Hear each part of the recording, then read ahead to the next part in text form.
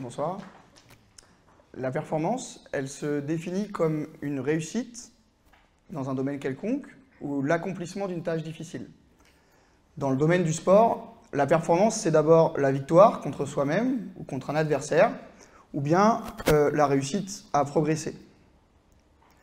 Au quotidien, j'accompagne des athlètes de haut niveau dont la seule interrogation, c'est justement de réaliser un jour, en général un jour programmé, une performance. Et la question qui m'anime, c'est donc comment faire pour faire émerger cette performance. Cette question, elle est intéressante à mon sens, puisque la performance, on en a tous besoin, et on est tous un jour confrontés à cette idée.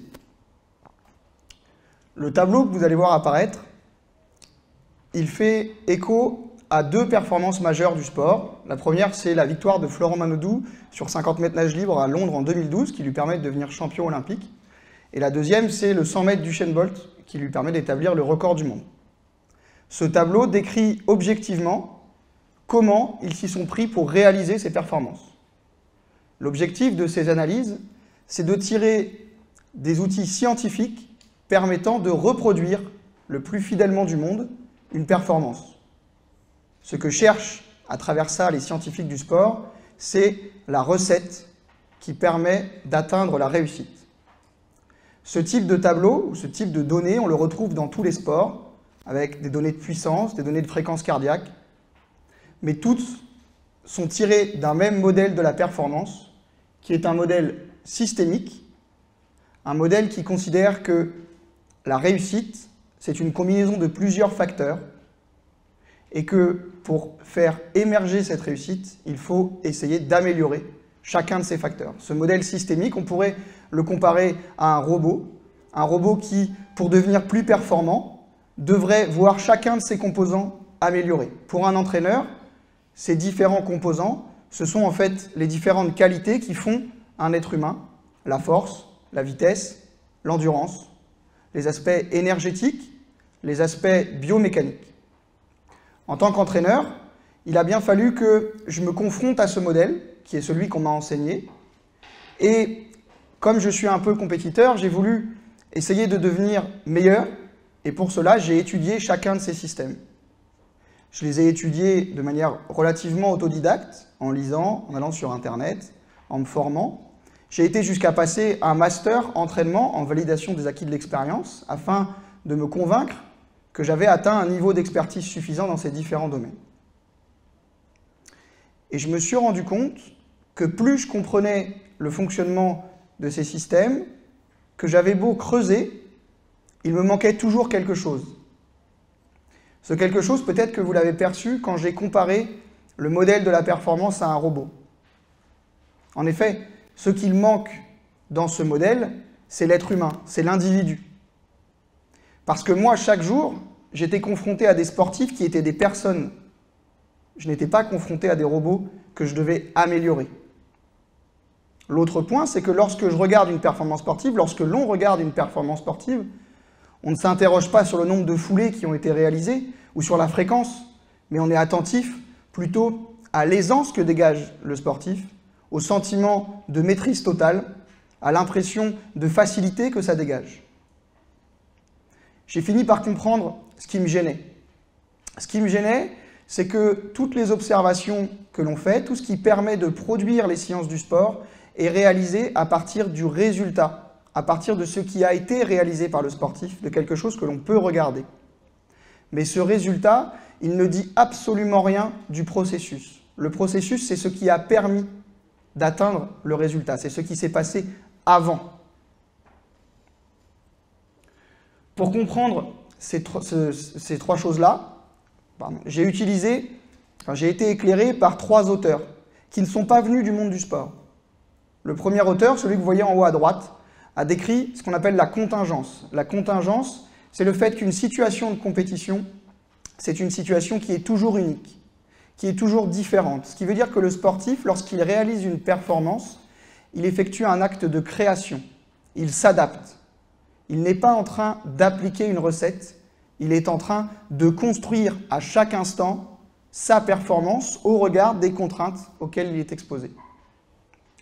Le deuxième paramètre, le deuxième concept, il m'a été enseigné par Emmanuel Kant, évidemment pas personnellement, mais à travers la lecture difficile, douloureuse, de ce qu'il a pu écrire.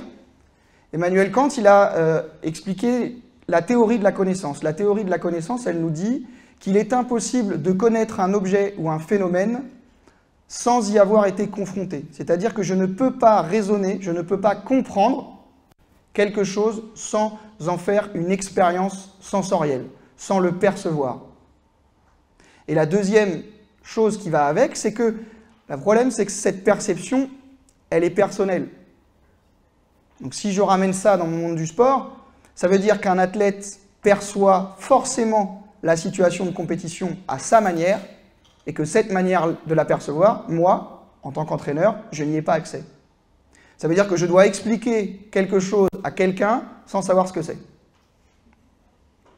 Le troisième paramètre, troisième concept qui m'a permis de surmonter cette difficulté et qui, malgré son nom, m'a simplifié la tâche, c'est la découverte de la théorie de la complexité qui a été proposée par Edgar Morin, un sociologue. Et cette théorie, elle explique que lorsqu'on observe un phénomène complexe, on a tendance à vouloir le réduire à une seule de ses composantes pour pouvoir l'étudier. C'est ce que fait la science chaque jour. Lorsqu'on étudie un phénomène, on ne le regarde jamais dans son entièreté. C'est trop compliqué, il y a trop d'implications, trop d'interdépendances. On est obligé de regarder seulement un élément. Si on reprend le geste sportif, si je veux étudier la manière dont un sportif se déplace, je suis obligé de réduire cette analyse à une analyse mécanique en oubliant tout ce qu'il y a autour. Mais moi, en tant qu'entraîneur, j'ai l'athlète dans son entier. J'ai l'athlète dans toute sa complexité. Et donc, il est important de considérer les liens que vont entretenir les différentes parties les unes avec les autres. Je disais que ça m'a simplifié la tâche parce que finalement, ça marche dans les deux sens. C'est-à-dire que si l'athlète bouge, alors tout fonctionne en même temps. Et donc, je peux solliciter tous les éléments à la condition que la situation dans laquelle je mets l'athlète corresponde à celle que je vise. Cela m'a amené à développer un modèle d'entraînement où le cœur du travail se passe avant l'action. Elle se passe sur ce que j'ai appelé l'intention.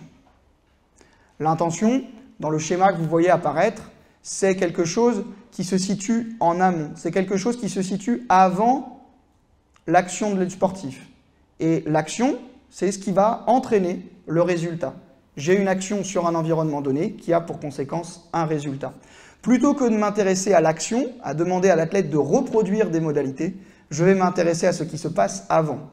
L'intention, ça n'est pour le coup pas uniquement la volonté, c'est tout ce qui englobe la volonté, c'est-à-dire tous les éléments que je mets à ma disposition pour prendre des décisions. Avoir une intention, ça n'est jamais neutre. Je n'ai jamais une intention par hasard. J'ai toujours une intention parce que j'ai une perception, je ressens quelque chose, j'ai un vécu, et une fois que je mélange tout ça, je me dis que la meilleure décision à prendre au regard de ce que je sais et de ce que je sens, c'est ça. Et l'intention, c'est tout ça à la fois. Vous voyez que c'est beaucoup plus compliqué qu'une simple décision. Donc mon travail aujourd'hui en tant qu'entraîneur, ça n'est plus de trouver la bonne recette. Mon travail, c'est d'émanciper l'athlète, de le rendre responsable de ses intentions, car, vous l'avez vu tout à l'heure, il n'y a que lui qui peut ressentir et il n'y a que lui qui peut décider pour lui-même. Aujourd'hui, je considère que la performance, c'est un acte de création, c'est la conséquence d'un comportement que l'athlète va choisir librement d'avoir dans une situation donnée, et que mon travail, c'est de le rendre suffisamment libre pour qu'il se sente autorisé à prendre les bonnes décisions, celles que lui va considérer comme étant les plus pertinentes dans la situation donnée. De manière générale, dans notre quotidien, si nous souhaitons créer, si nous souhaitons performer, il faut apprendre à être à l'écoute des signaux, à l'écoute de cet instinct, parce que finalement l'instinct, ça n'est pas quelque chose d'inné, ça n'est pas quelque chose qui apparaît par hasard. L'instinct, ça n'est que la conséquence de décisions extrêmement rapides que nous prenons parce que nous nous appuyons sur ce que nous ressentons.